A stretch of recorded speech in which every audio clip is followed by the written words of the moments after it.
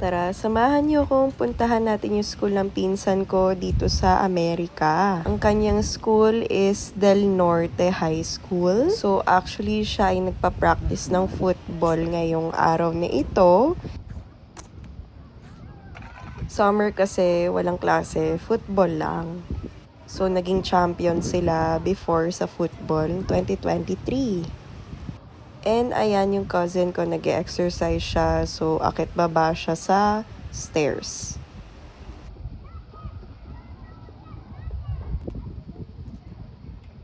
Ito naman yung mga iba nilang kasama sa football team.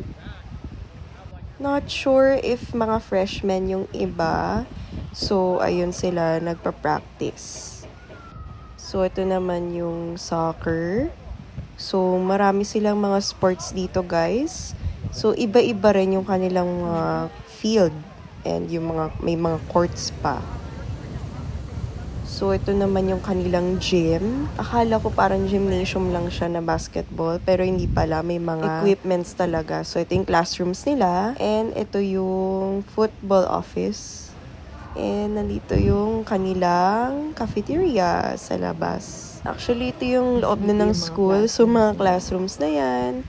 Tapos, may mga dito. Yan yung access papunta sa gym. And nakita namin tong Philippine Culture Night. May Filipino club kasi. And ito naman yung kanilang logo.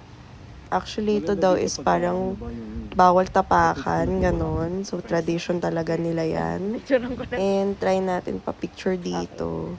Ayan, oo. So, ayan, nandito ata kanilang library. And, ayan, di na tayo papasok doon. Pero, ayan, nasa loob na tayo na school, guys.